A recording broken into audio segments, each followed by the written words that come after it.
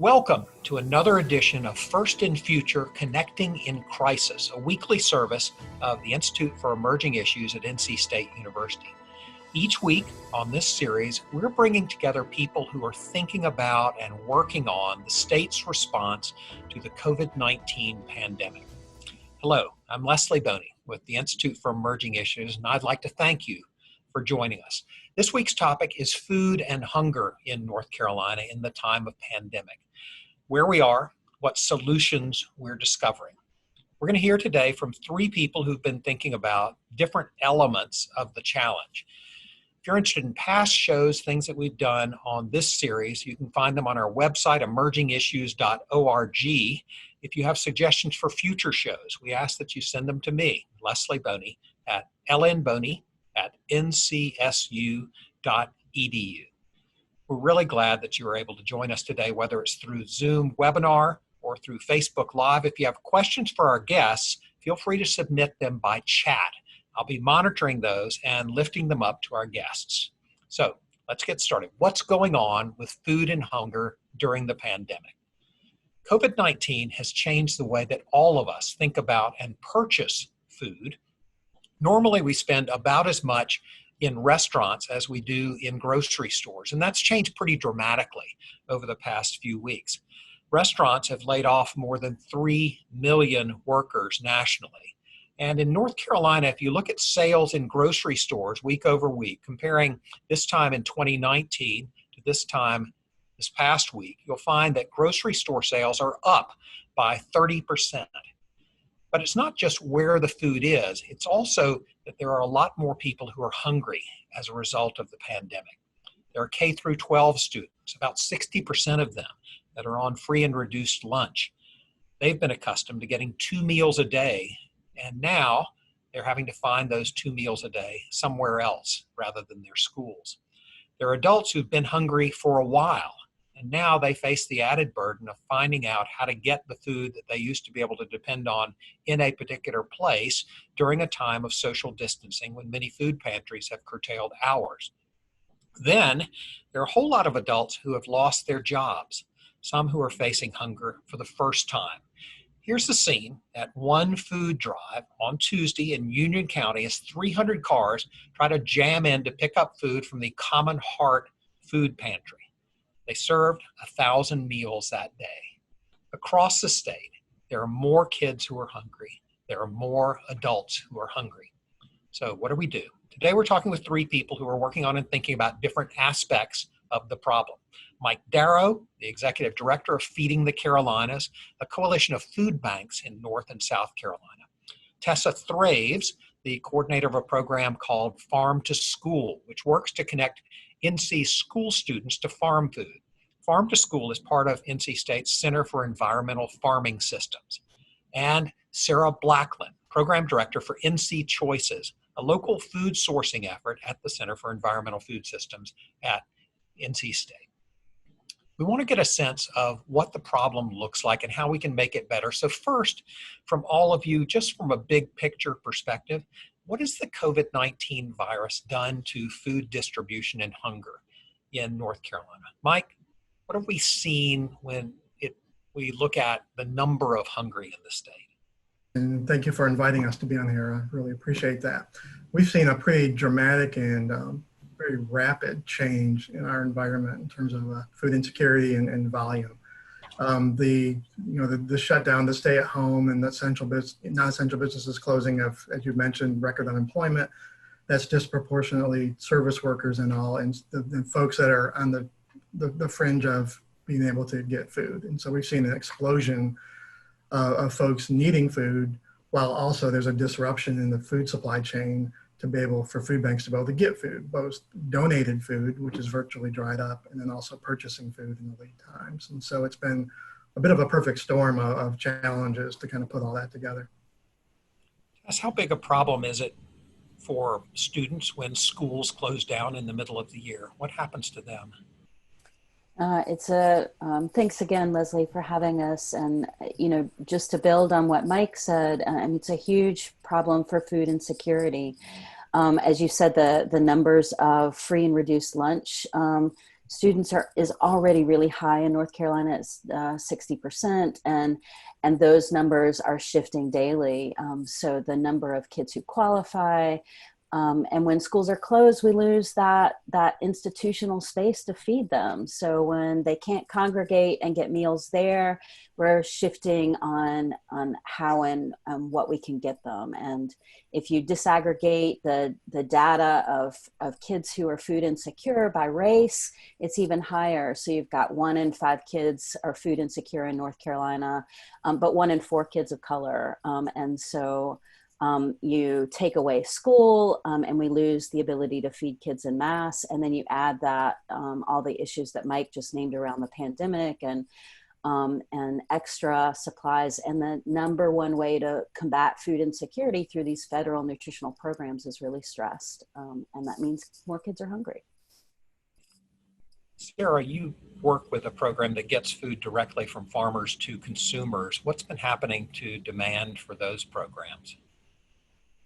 Yeah, thank you, Leslie. The demand has been really, really high in the local food community. And I think maybe one unexpected opportunity with all this chaos and crisis is that, a lot of public consumers don't think about supply chain in our everyday. We go to the store, we can get as much toilet paper or bananas as we want.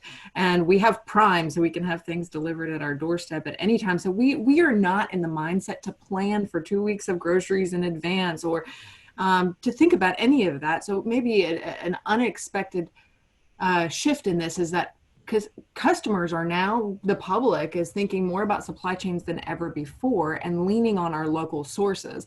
And a lot of our local farms have to have diversified sales outlets, but their bread and butter is direct to consumer, direct to shopper. And so they've been able to, a lot of our farms, like small businesses, have built email networks and blogs and relationships so they can pivot relatively quickly by saying, I'll bring that produce to your door, or here's an online store I can set up really quickly. Most of them take credit cards anyway, so they can set up a lot of online stores relatively easily and be pretty nimble. And we have a lot of supply in North Carolina. We have 1,000 meat producers in North Carolina. They might not all be at farmers markets, and customers might not all know how to find them, but we have the supply if that connection is made. We have a really long growing season in our state. So we have vegetables that are 2 weeks early right now. So we have a lot of benefits on our local economy level that can kind of fill that gap. And so a lot of our public is leaning on our local farms, which has been a positive overall for local farms. I want to talk about supply chain with all of you over time, and I'm going to come back to each of you for a little bit of concentrated question. Let me just turn to you, Mike, maybe for starters. This network of food banks that you run in North and South Carolina, 11 total, 7, I think, in North Carolina. The goal of those food banks is to, quote, achieve food security for all in the Carolinas. Maybe you could start off just to get us a grounding, talking a little bit about what food security means. Sure, we can do that. And in North Carolina, 1 out of 7 adults are food insecure, and as was mentioned, 1 in 5 children. And so food insecurity is not just about hunger, it's about worrying about where your next meal is coming from. People who are food insecure don't know where their next meal is coming today or tomorrow or in the next couple of days. They are worried about, do I pay for my medicines or do I buy groceries? And so that's a food insecurity. And unfortunately, North Carolina ranks in the top third of states across the country in food insecurity before any of this. And so 1 in 7, when we talk about that, or 1 in 5 children, that's before the pandemic. And so that has rapidly changed. And so that's what we mean when we say food insecure, is people who are worrying about where their next meal is coming from, that worry about how to budget and to pay for food and to get food. You talked a little bit earlier about some of the challenges that the past month has brought for food banks. Nationally, Feeding America is trying to quantify the increase of demand, and they're putting it maybe at 40 to 60% increases. What are you seeing on a local level or what are you hearing from the food banks in North Carolina about the increase in demand since this started? I think overall we're seeing some numbers in that range. It's hard to capture. You saw the picture of the cars. We're experiencing that. I've heard some of our food distributions are seeing a 200% increase over what they used to have. And so there's just some overwhelming volume that's happening. And the thing about it is, when we talk about these percentages, it's not like a gradual increase. It was almost instant, like within a week, an explosion of an increase. And so just handling that, and our balance, typically roughly 50% of the food that we give out, that food banks distribute, is donated. Donated from individuals, donated from local retailers, local farmers that were mentioned, and also the bigger retailers, the bigger grocery store chains who would donate food. That's virtually dried up. Almost 100% of what we're distributing, we're having to purchase.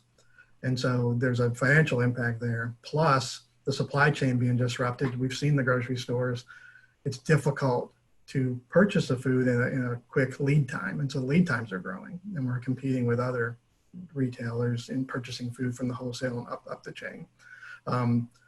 Perishable produce, as was mentioned, Sarah mentioned this, we're a very produce rich state. And so we have the produce. We have a farm to food bank program, similar to what's mentioned, that focuses on local farmers, regional farmers, and getting that food direct to food bank. And so we have the produce and all. It's that shelf stable, non-perishable, and the supply chain's disrupted and the demand's exploded. And on top of that, our volunteer base is down because our volunteers are typically are older in that higher risk category. They canceled volunteering as they should. And with social distancing, it's a challenge to use volunteers in a way to protect them. And we're certainly doing that. We need volunteers, but we can't use as many as we could. They're not as available. So it's kind of a perfect storm of all these different challenges.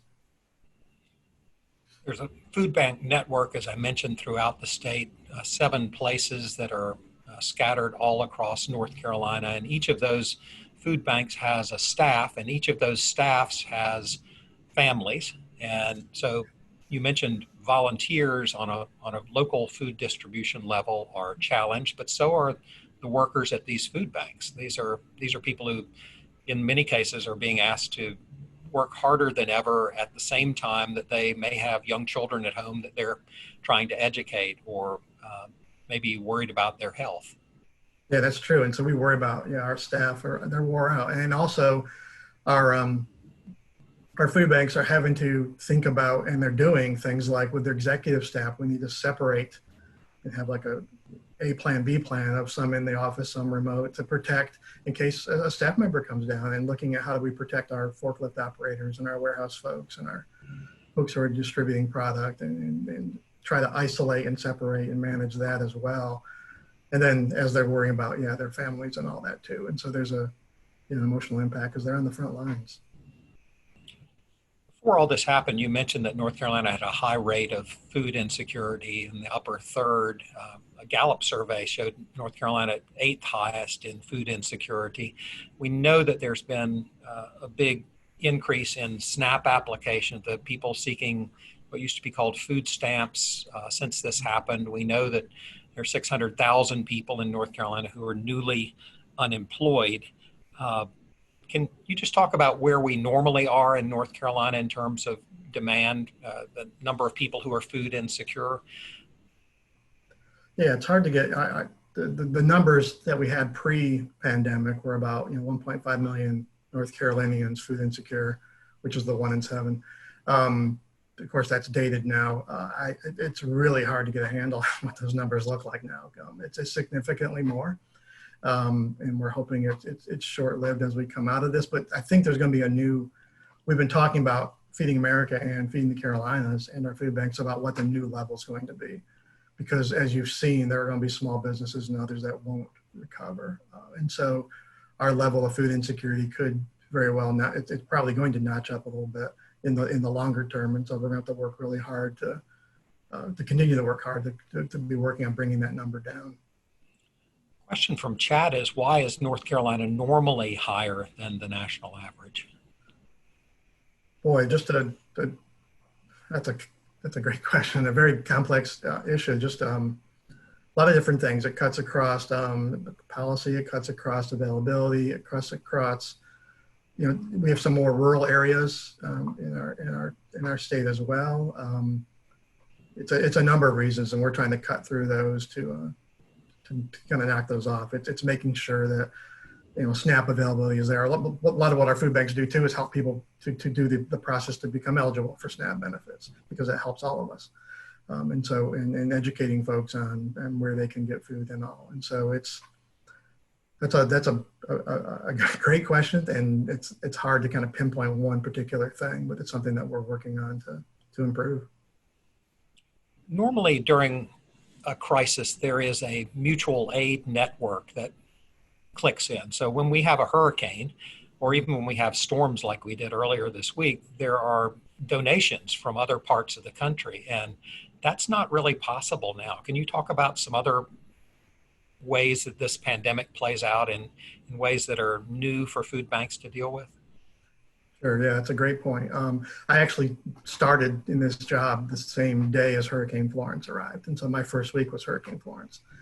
So I dove right in, which was great to see, you know, food banks in action, because that was a pretty widespread storm. 5 of our 10 Feeding America or Feeding the Carolinas food banks were impacted, but 5 were not. And so they could focus on helping the other 5, and Feeding America could focus on coming in and helping, and other food banks across the country, our brother and sister food banks, you know, could pour in support, retail could pour in support, dollars could come in. Now, you know, what Feeding America is facing is it's nationwide. And so that's a challenge for other food banks can't come and help us because they're in the same boat. So there's 200 Feeding America food banks across the country. They're all pretty much in the same position we're in. And so that becomes a challenge. So Feeding America, what they're focusing on is they're focusing on dollars, certainly, and they've provided some financial support so we could try to buy food, which again, the supply chain challenges there notwithstanding. But they're also talking at a national level with the manufacturers and others about the supply chain. And so they're trying to help us, you know, speed up that supply chain and make sure that we're a priority within that supply chain. And also working with the federal government in terms of, you know, the Fema support and improving the commodity program. You've seen the CARES Act, $400 million for food banks and food assistance. That isn't that's not money to the food banks. That's to support USDA with the what's called TFAP, Emergency Food Assistance Program, to increase that volume. But that's not coming until probably June. They're trying to expedite it, but the pipeline is pretty full there. And so that's a lot. There's a lot going on nationally to help us, and then statewide too. Our, you know, North Carolina, our state emergency ops centers and others are wonderful to help. And so they've been doing what they can to become more flexible, to loosen things, to do whatever they can to help us as well. Right, so you've got this USDA food that's coming maybe in June. You are experiencing some real shortfalls in terms of retail donations because people are buying the food before the retail chains have a chance to donate it to food banks. What are you seeing overall in terms of donations, and how can people help? Sure. Yeah, as I mentioned, donated food has increased to virtually nothing. It is very low. And so we still can take donated food from individuals. Most food banks have set up a system where they can drop it off at the food bank. And we have our food banks, but then underneath each of those are literally hundreds of what we call partner agencies. And that's your local food pantry, your church, your community centers, the folks that are out in the communities, and we support them. We're providing food to them, to literally hundreds, actually thousands. There's like 2,800 across North Carolina that are connected to our food banks. And so what folks can do, a number of things. You can go to feedingthecarolinas.org and click on Find a Food Bank, and that shows our food banks.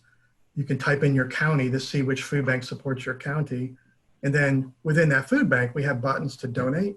We have buttons to volunteer at that food bank, and we have buttons to find food. And when you click Find Food, you can go to that food bank's website. You can go to your community and see what local pantries are there. If you need to find food, you can call them and make sure they're open, find out what they're doing and all. If you want to donate food to them, you could do that. And if you want to donate down to that pantry level or the food bank above it, you can do that as well. We tried to streamline it and make it easy to find both help and to help as well. All right, so through that means you can find ways to donate yourself, you can find ways to volunteer, you can find ways to get food. Let me turn to Tessa Thraves for just a minute. Tessa, you coordinate a farm to school network, and part of the work of that network, I think, is focused on the connection between schools and feeding. And you have this great newsletter that is out there, and one item from your last newsletter, I think, was just a super quick guide for people who are looking for food. So one path is the path that Mike just described, and that gets you in a particular direction. You had some quick tips as well for ways that people could access food if they were trying to find it for their children. From the beginning, the governor put out an 877 call line, so you can text 877-877 comida or food in C, and you'll get a reply request text for your address. You send that in, and you'll get another reply text that lists the sites that are closest to you for school meals, for kids' meals, etc. And oftentimes you'll get multiple sites. It'll have the days and times for pickup or the delivery method or so forth. So this is kind of this mechanism that's been put in place that has been incredibly important, because how and where those meals are being delivered or are made available is shifting. And so to have the nimbleness to ask and get a reply has been huge. 211 gives you all kinds of pandemic support information, and No Kid Hungry has been essential from the beginning in putting together maps, correlating the data coming out of local school systems of where to get meals and how they're being delivered and so forth. It's been a huge and very widespread collaborative effort to get the data out to the people who need to know where to get food. You mentioned something earlier that I wanted to pick up on, and that is that there is a differential in the rates at which people are hungry. And you mentioned that people of color in particular are more likely to be food insecure. And I've seen some national statistics that suggest that African Americans are hungry at a rate that's maybe 10 percentage points higher than whites, and that Latinx community members are hungry at a rate that's maybe 6 percentage points higher than others. What can you say about that, and whether that's exacerbated during time of pandemic? Yeah, and those statistics are particularly painful when you think about the percentage of Latinx families and kids that are coming from farm worker situations and still not able to feed their own families. So a pandemic, like everything else, exacerbates what we're seeing on a normal basis. So just like Mike talked about, these numbers are already really high, and they're already really disproportionate. Again, the 1 in 5 kids that are food insecure, it really looks like 1 in 4 for kids of color. And so you hit a pandemic and reduce the mechanisms, effectiveness that are in place for addressing this, and everything gets scaled up. We're also seeing, again, the number of people that are impacted because of the economic shifts, and so the numbers that were already high are ballooning. And there are lots of things in place. So there's emergency EBT expansion that's gone through. And so who qualifies for that? The money is already being funneled, extra money is already being funneled into folks that have EBT access now, but how to get money to those folks who are newly qualified, again, just putting those mechanisms in place. That's a challenge at the moment. There was an amazing outpouring of and a scramble by food systems the first week that resulted in 1.2 million meals being distributed. Do you have a sense of whether that is continuing, even as some school systems are saying they're slowing down their own food distribution? Yeah, I mean, most schools are still putting out meals. Most school districts are still putting out meals themselves, and there's a lot of partnering, and those numbers are moving target. And but yeah, that first week, the kind of things we saw reported were 1.2 million meals over 1,000 sites. And so to date, I mean, that could look like over 7.5 million meals. And again, those are estimates. Those are not official DPI numbers.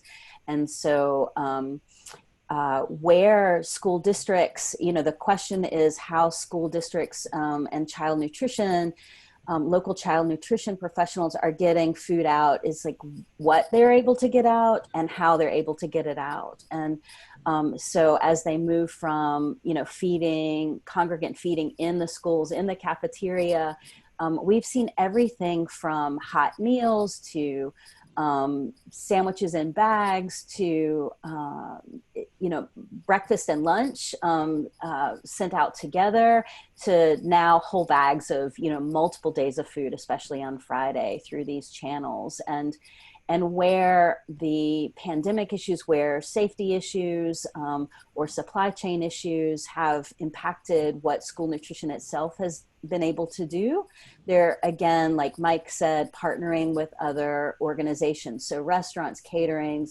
food production organizations, like coming together to figure out multiple avenues to still get those meals out to kids. And this is something, this kind of partnership is something that's already been in place through the Department of Instruction, through summer feeding. They're just building on partnerships and avenues that are already in place, trying to make do as, again, constantly shifting what's available, how it's available, and how that impacts what we can get to kids. What do you think we can do to improve the system that we have? What tweaks or adjustments are you beginning to see as we watch places doing these heroic efforts to figure it out? Yeah, I think it's repeatedly about relationships and really at this point going to be listening to child nutrition needs and them naming those needs so that, it may be that shifting storage capabilities and kitchen structures, things that are very similar to what Mike is saying, again, where grab and go meals in schools has shifted things a little bit towards shelf stable, and where the supply chain actually, because of our agricultural state, has, offers us a lot of fresh food options that's available through those local supply chains. So those schools and districts that have a readiness for that, where they're already doing farm to school, they're purchasing more local, more whole foods that they can prepare. Again, there may be avenues there.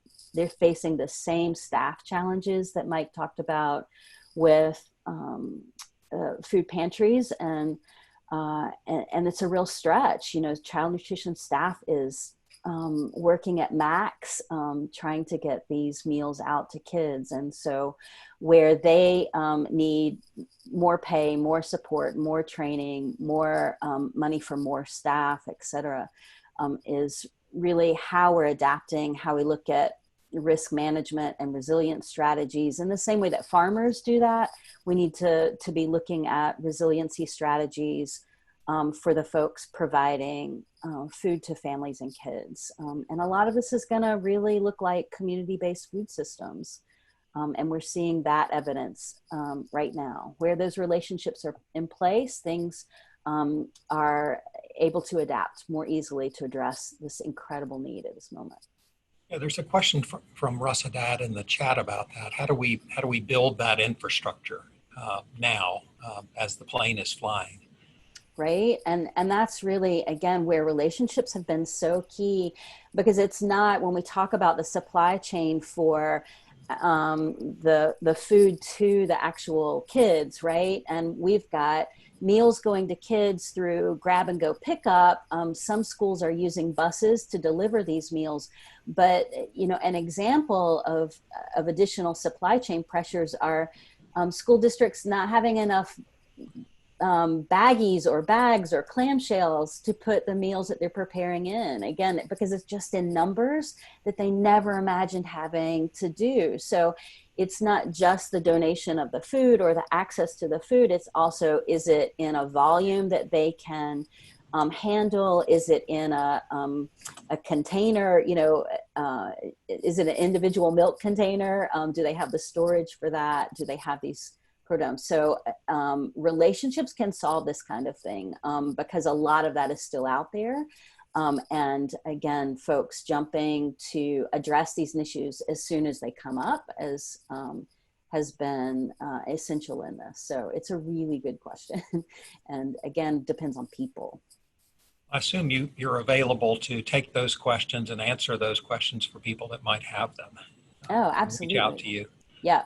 We're getting emails all the day, and from as simple as like, I've got 80 pounds of granola in 10-pound bags, where can it go? To, I have no clamshells this week. And Walmart doesn't have any to donate in this county where it's happening in that county. And again, somebody knows somebody knows somebody. So. All right. Well, thank you for what you're doing. And we'll have all the information about how to contact you in the show notes. I wanted to note just in passing, we've been talking about K through 12 students, but there's been some study by a group called Hunger on Campus that suggests that as many as 25% of community college students and 20% of four-year university students are in a situation that is called very low food security. So it's not just these K through 12 students that are facing challenges, although those are acute. There are a number of other older students that are also facing challenges. So, and also the younger students, again, 0 to 5, 6, 7, 8, again, all the way through. Those children, insecurity numbers are from 0 to 18, and yes, absolutely, college age. Food insecurity is high too. So, great point. We'll come back to you, Tess, toward the end. Sarah, I wanted to turn to you. Can you talk about how people normally get their food and what's happened to supply chains during this time? We know restaurants have scaled back. We know SNAP applications are way up, but in North Carolina, we're not one of the 6 states that enables food to be delivered to SNAP clients in their home, so they're having to go into the grocery stores now. Can you just talk a little bit about the normal relationship that we have and how they've changed? Sure. Yeah, I mean, we operate on a really large economy of scale, right? So that's allowed us to have an abundance of affordable items at our fingertips. But, at a time during this pandemic, for instance, most of our produce is coming from Florida and California. And California is sitting in the belly of the pandemic right now. And they rely on shipping. So they're relying on freight and air and train to get those products here. And that shipment is going to prioritize medical supplies right now. So we're seeing delays there, on a global level. Then there's labor in your warehouses and packing and distribution centers and all those folks in between.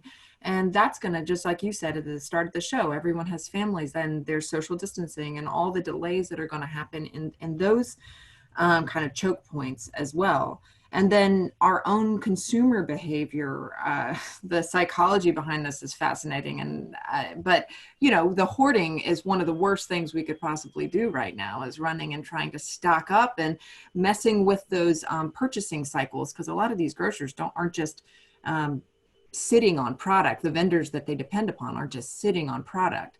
So there's a huge shift in the complexity of our supply chain right now. And like Tess was saying, the more we can collaborate and build resilience on the local level, the better we'll be, not just for this crisis, but future crises, especially as we're looking at a changing climate and all sorts of things here in North Carolina and globally. So we do have an opportunity to shift and not view it as just a local supply chain versus a global supply chain, but how can we think creatively about the efficiencies gained in one, and how do we maximize our local and regional sources as much as possible and work together.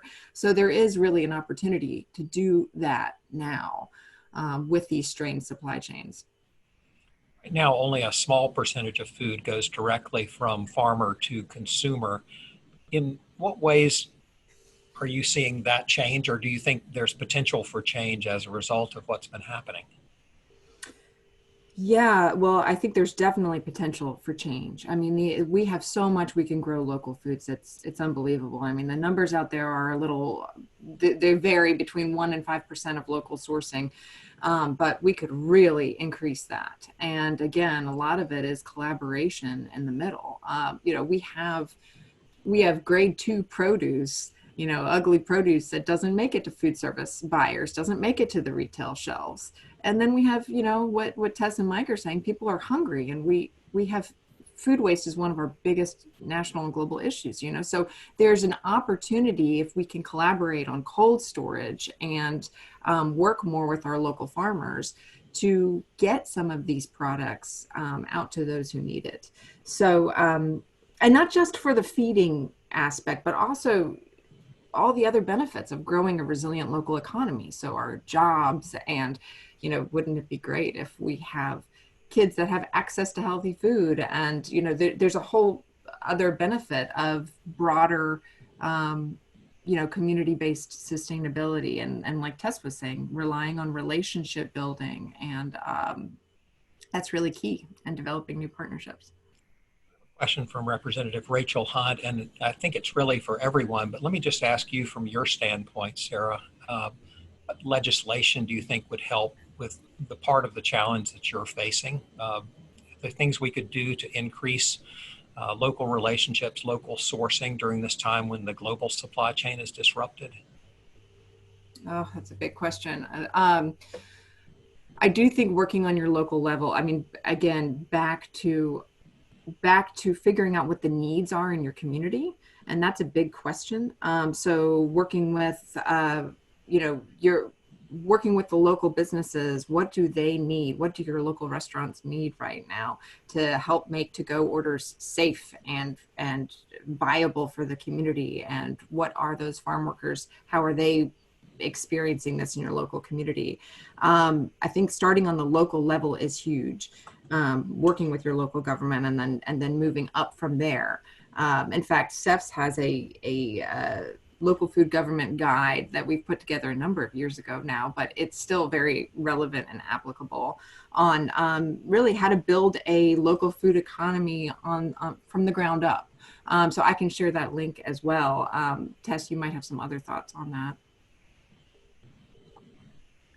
Yeah, in terms of legislation, yeah, I think, you know, really from the school perspective, looking at getting money to child nutrition is key. Again, they're putting out so many more meals and doing it under really high stress pressures for their staff, so forth, that getting that extra money from the state to address this is going to be really important. I think the local collaborations all the way up to the state level support of these mechanisms is definitely something that policy can address. Mike, let me ask you while we're on this question. I mentioned earlier that North Carolina's, there are only 6 states, I think, that allow delivery of SNAP food. Is that something that you see as a possibility in North Carolina? I think it certainly would be worth looking at. And our policy has always been anything that helps get more food to more people, we're in favor of. That's kind of a broad-based statement, but looking at, you know, SNAP policies, other policies that will allow, you know, as much flexibility and availability. And, you know, as we step into the healthcare arena and we start looking at food as medicine and start looking at, you know, the whole, you know, Medicaid, Medicare, all of those broad perspectives of prescribing food and all that. I think there's some opportunities there that, you know, are, you know, kind of on hold during this pandemic. But as we get back to looking at some of those things, I think there's some policy areas there that certainly come into play. But certainly it's worth looking at. I'm going to give you all one more shot at that question in just a second, but I wanted to go back to Sarah just to ask about a program she's been pioneering that is called Meat Suite. And I wonder if you could just talk a little bit about that and the role that that might play in deepening these relationships between nearby parts of the supply chain and the people who might be able to take advantage of it. Sure. Yeah. Thanks, Leslie. So one of the challenges that our local farmers are facing, although there's this increased demand for local food right now, that's only for those folks who are willing to shift to online, are comfortable and able, or those who have farmers markets, or those who are not entirely dependent on the restaurant industry, which is really hurting right now.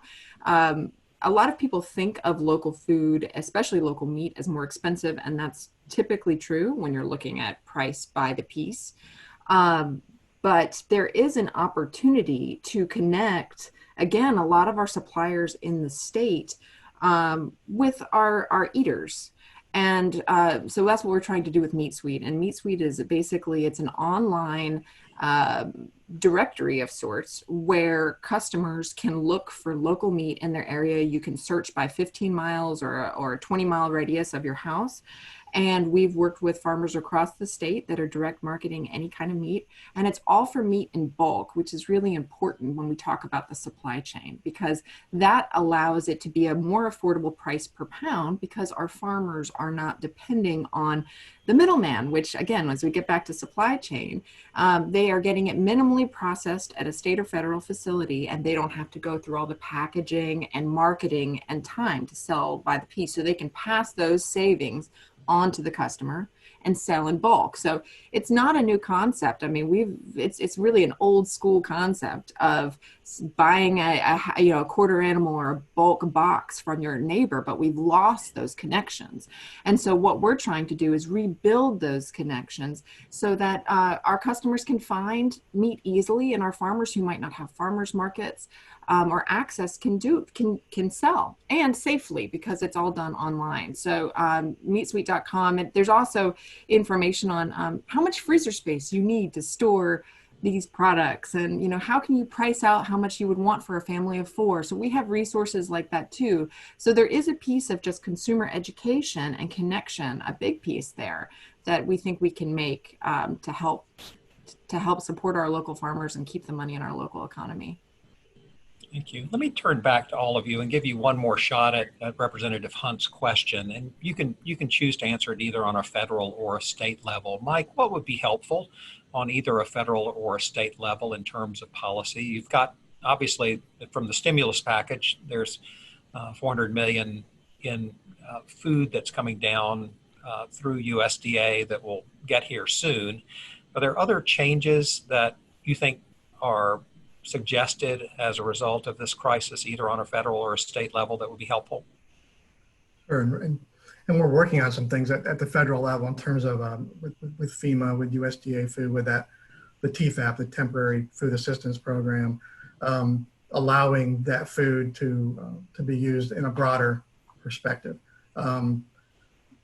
That we're looking at a lot of those things, and we're implementing several of those. I think so. As we come out of this, I can see us really looking at how can we streamline working through the federal organizations that flow through the state, and how can we streamline and coordinate that and speed it up, and also loosen up where food we may have that's segregated for a certain program to be able to temporarily shift to use that food elsewhere. So we're looking at a lot of things in that area. Statewide, we're already working with Health and Human Services, Department of Ag, other agencies who have been wonderful in helping us become more flexible in terms of food distributions, like with the TFAP product, being able to not require an actual signature as we're putting the food in the trunk of their car, where we don't pass a clipboard and a pen, and we can actually, the volunteer or staffer can just note the person's name and acknowledge that way. Things like that the state has been wonderful doing for us. Tess, ideas on improving the school to student distribution network in time of crisis? Yeah, through policy levels. Again, the same on the federal level. There's so many waivers that have had to go through to to make what's happening in school meals distribution right now in this moment possible. And what that shows is that feeding this number of kids is possible. And so there's a lot of encouragement in like what we can do, the level to which we can make food happen for kids. And on the state level, I think two things: getting money to school nutrition through the Department of Instruction.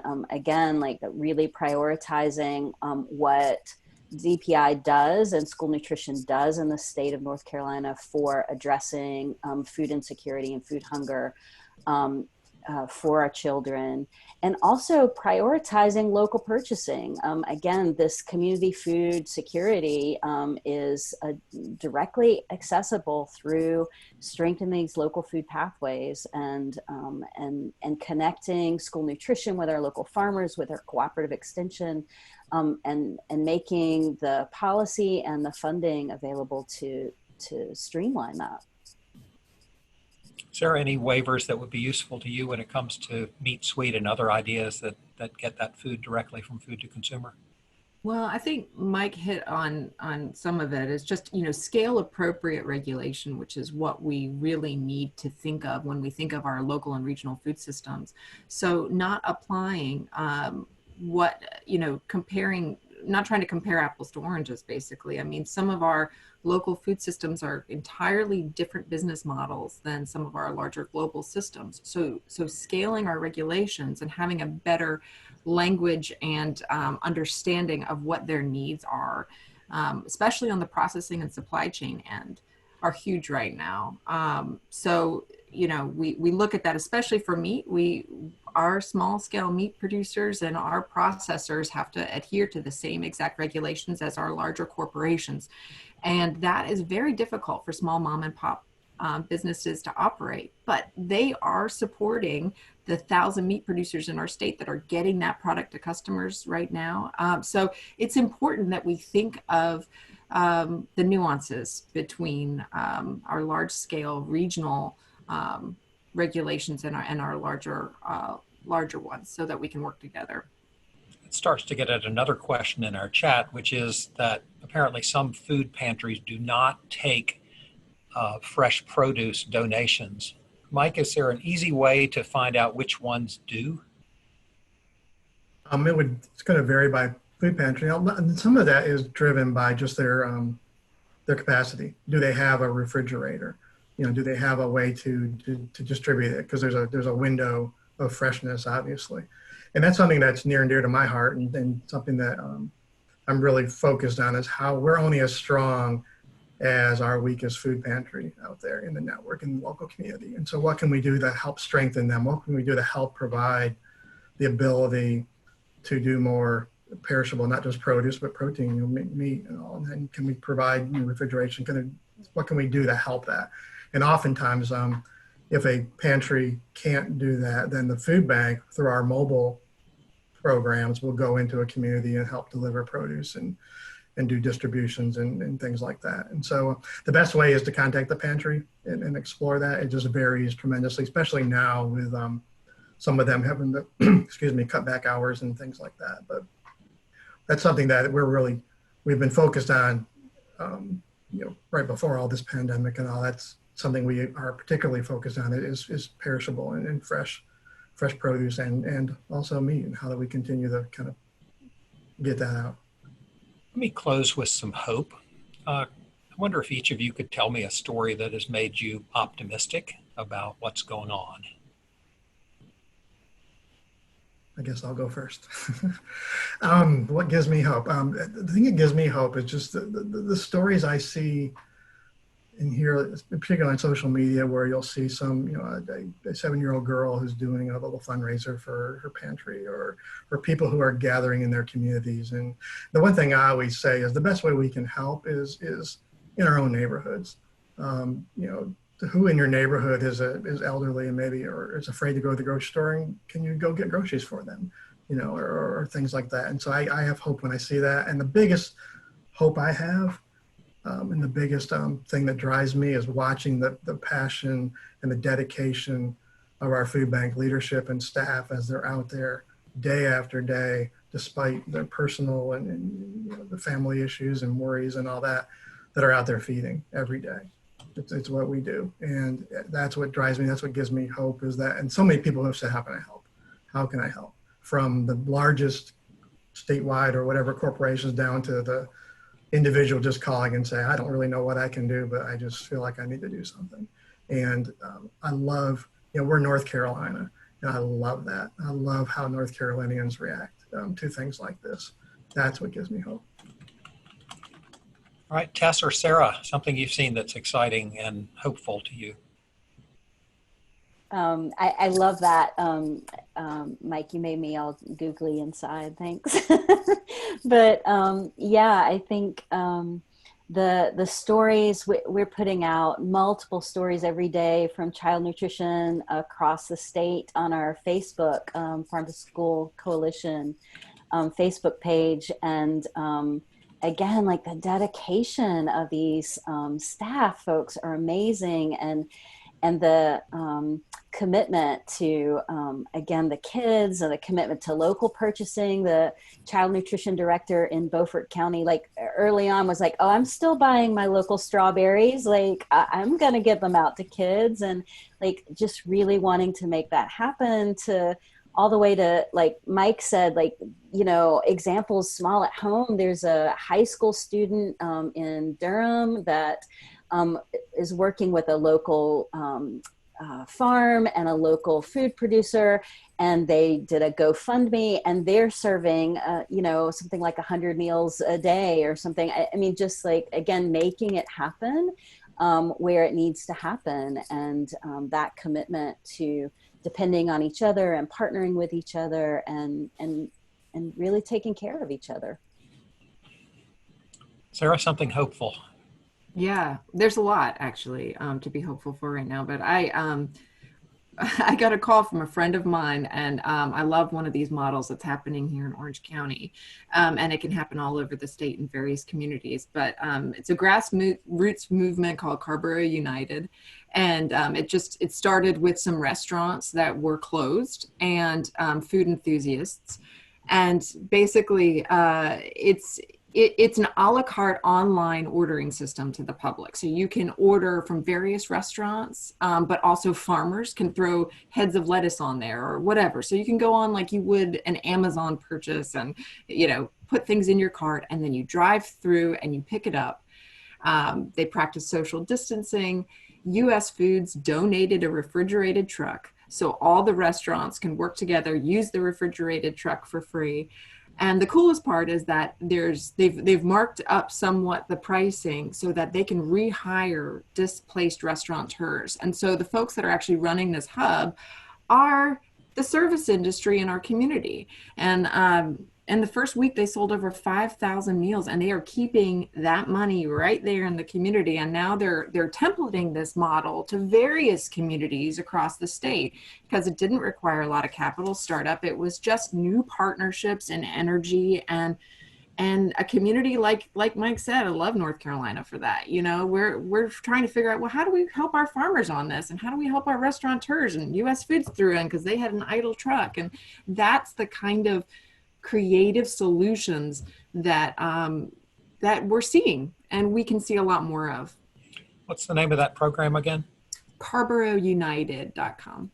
Carborough, C-A-R-R-B-O, United.